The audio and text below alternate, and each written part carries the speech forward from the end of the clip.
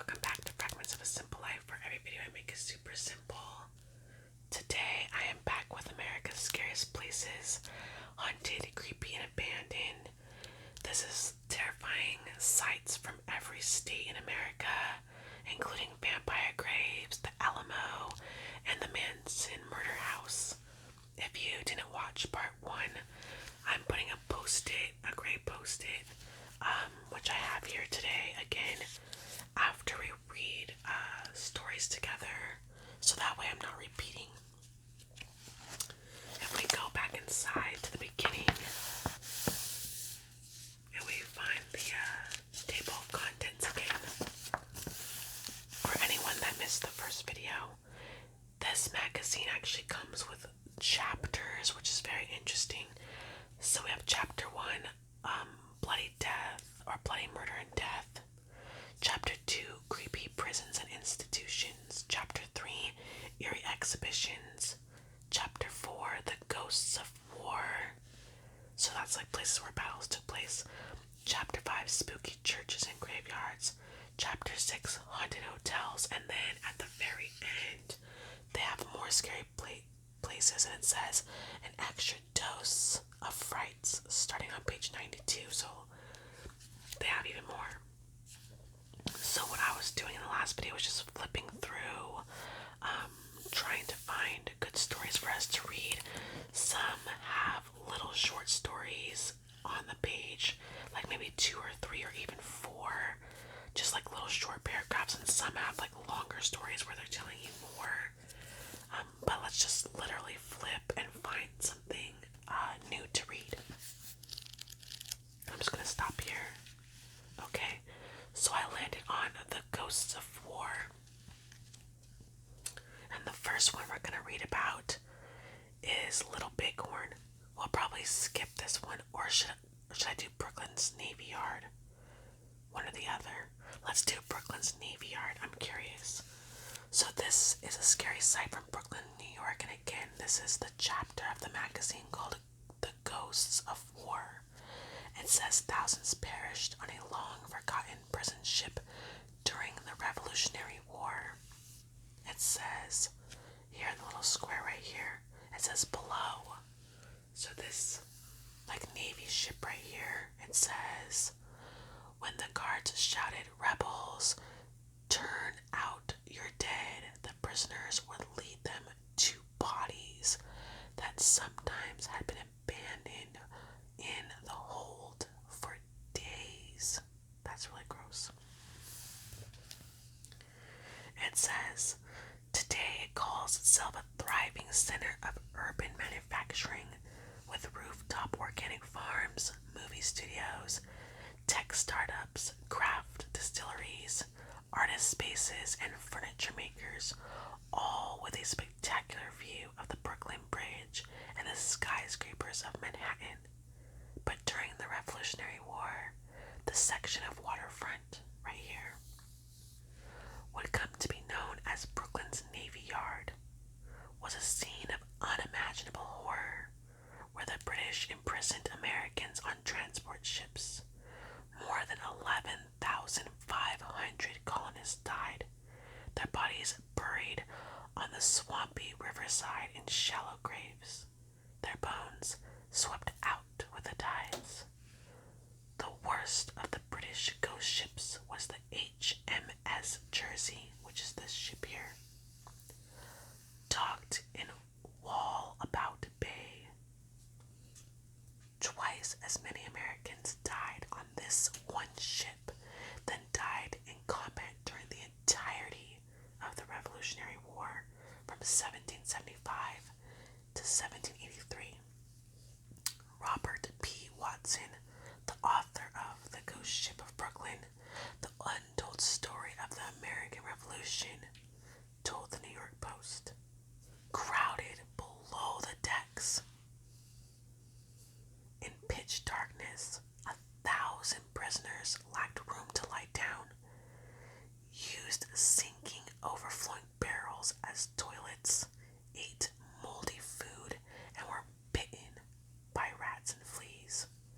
Diseases like yellow fever and typhoid killed up to 12 men a day.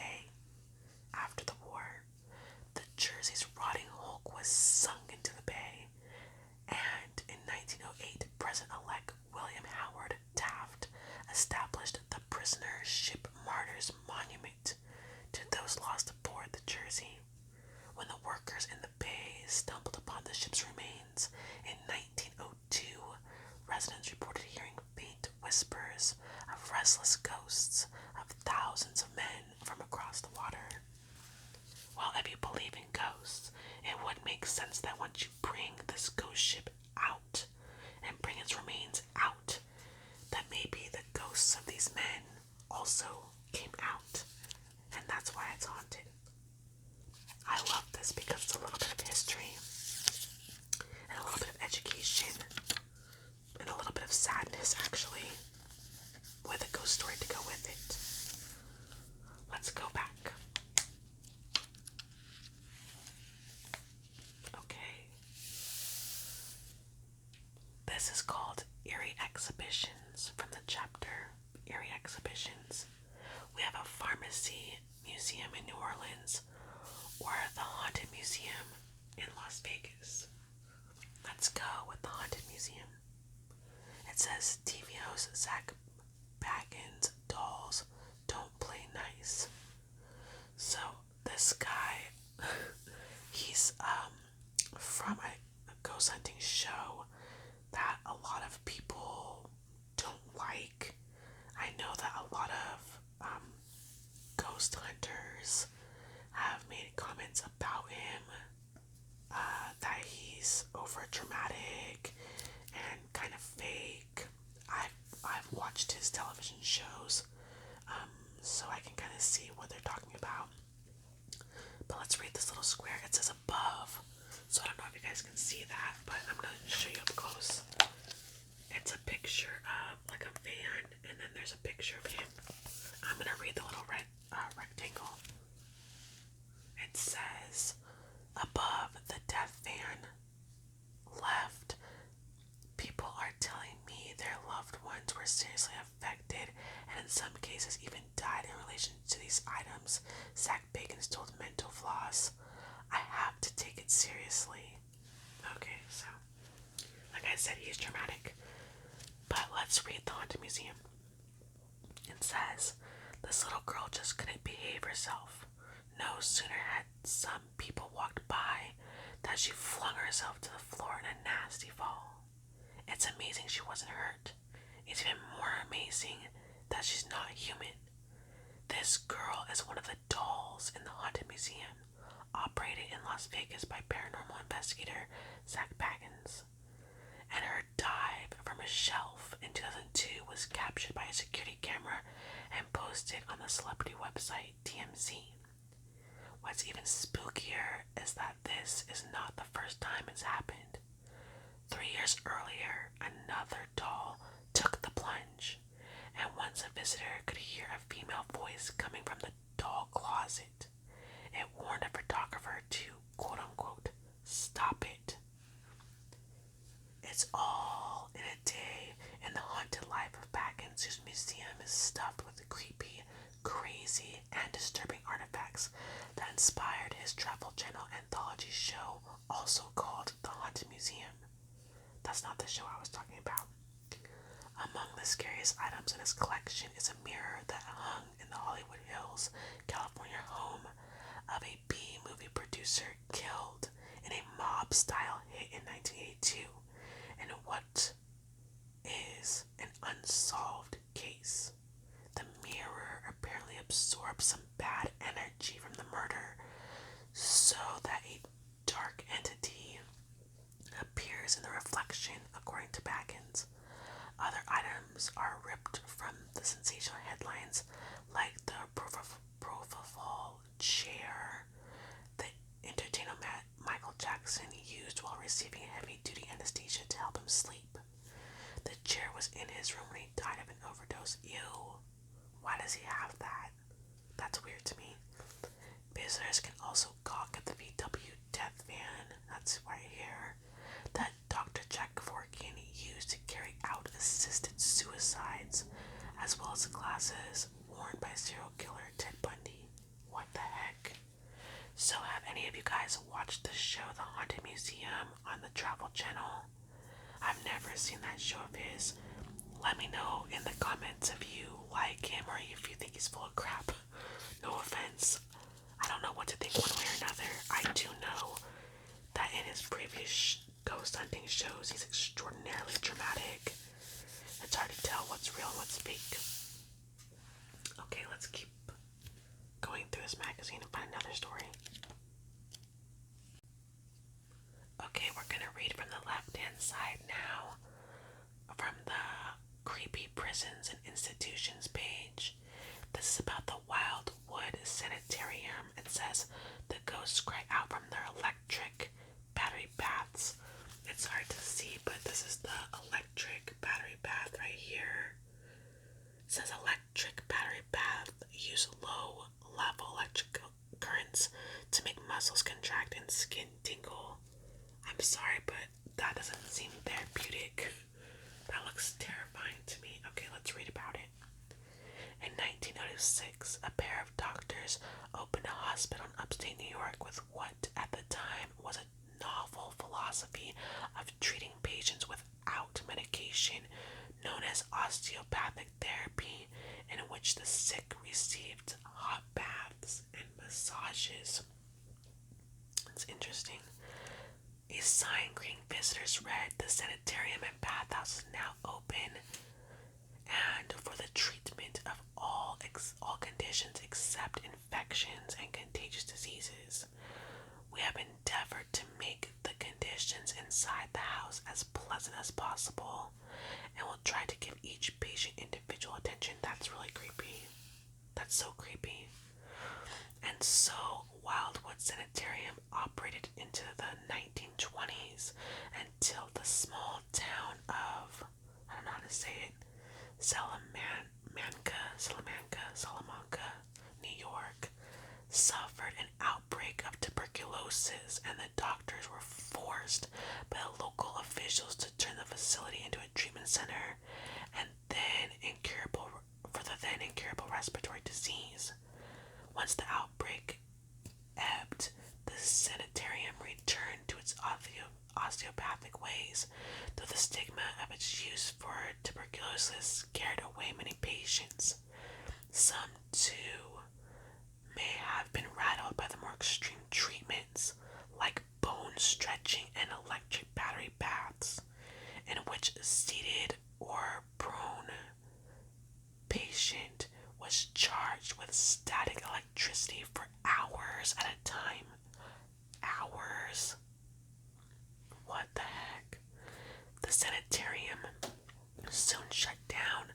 The building became an apartment complex before it was abandoned and left to rot amid the surrounding trees, which you can see right here, inhabited only by the spirits of the tuberculosis patients and those whose bones were stretched a little too far or whose baths pulsed with too much battery power. Oh my gosh.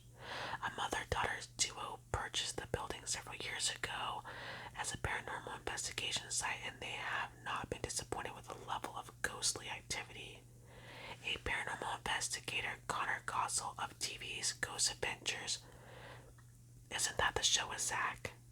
I think it is, told Forbes people have found wet footprints tracking up the stairs, spotted orbs, I don't believe in orbs, heard the pained moaning of former patients, and seen shadow figures darting around every floor of the home. Holy crap.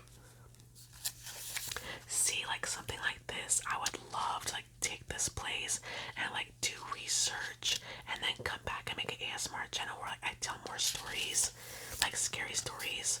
So it's longer than just this couple paragraphs. Tell me if you guys would watch that, because I would love to do that. I kind of like creepy stuff, but I don't want to make it I don't want this to become a channel that's all about scary ASMR.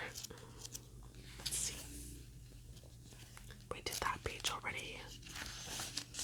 My dog's sad. Okay. Let's do the Amityville Horror House.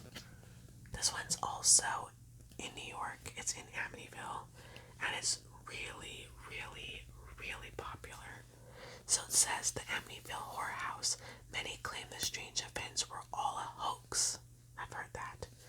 But then how to explain why there have been more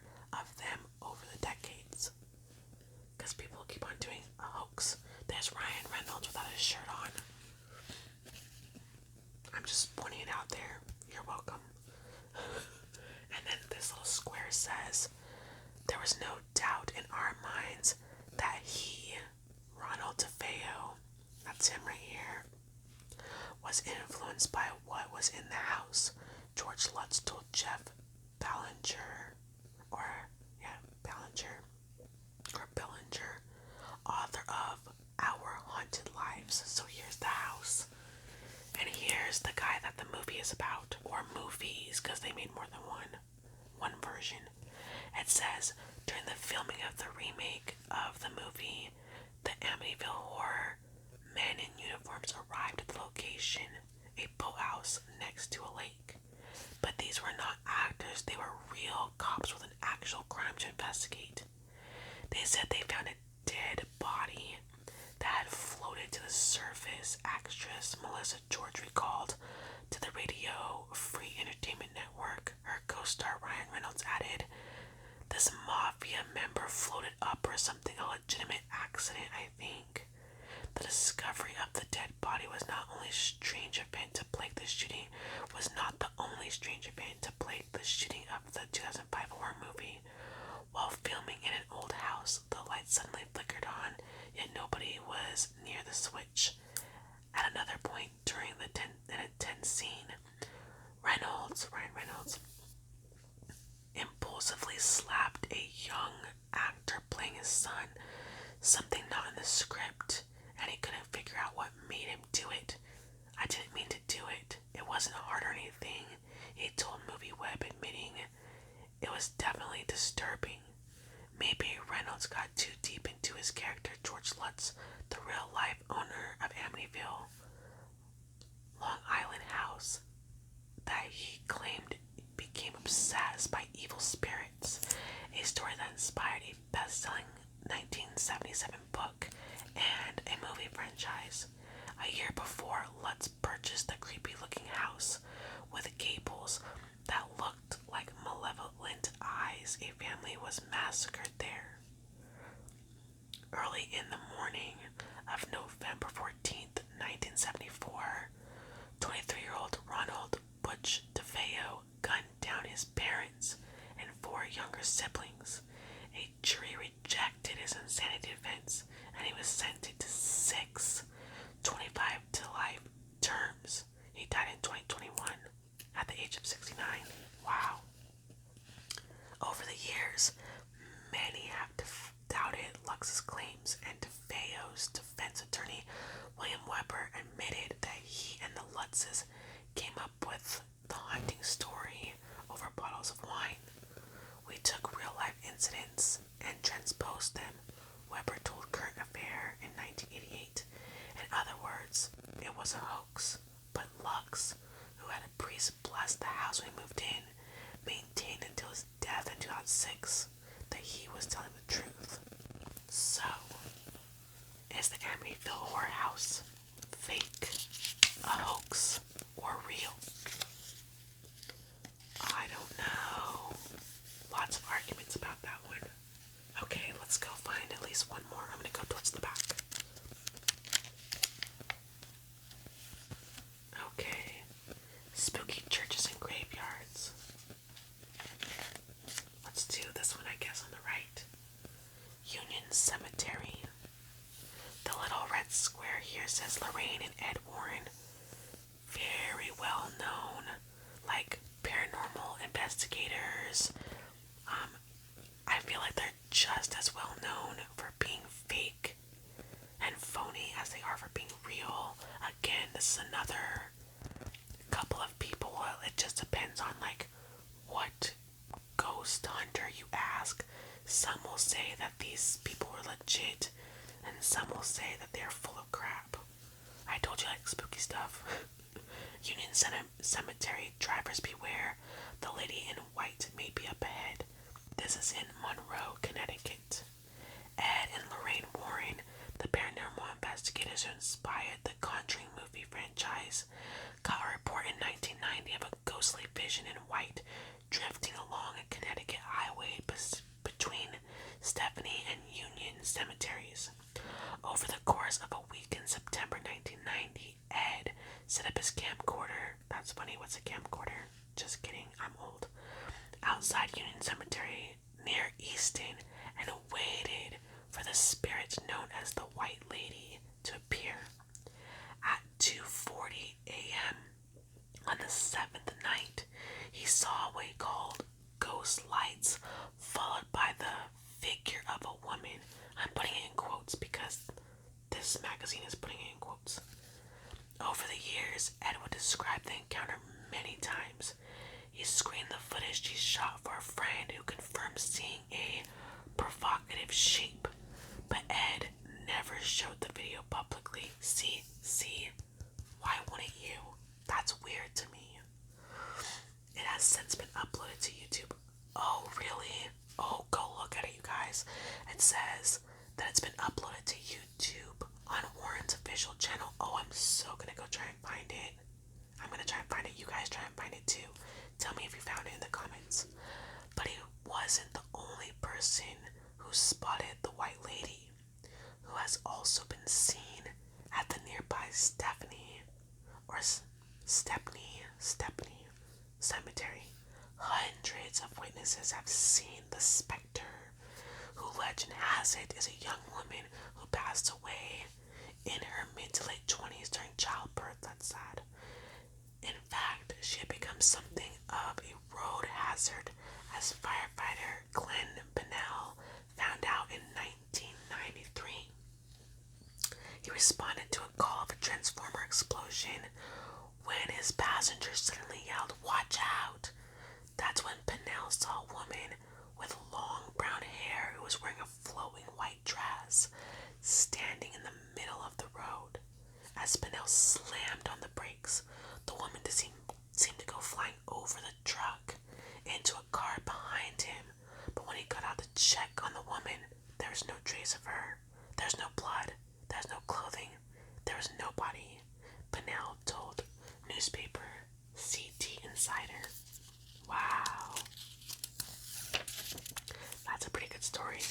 I don't know how I feel about the Warrens though. Okay, you guys, I think I'm gonna stop there. We have so many more stories to go.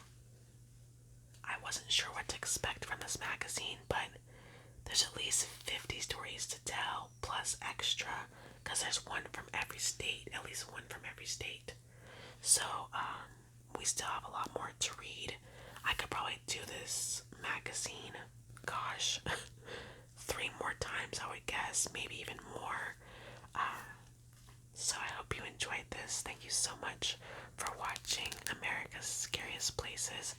Please don't forget to like, comment, and subscribe, and let me know in the comments if you would like me to take these stories, do a little more research on my own, and then maybe we can sit down together with a cup of tea and I can tell you some more facts about these places in more detail. I think those would make for good videos. I just have to do research. So let me know what you guys think about that idea, and I'll see you next time. Goodbye.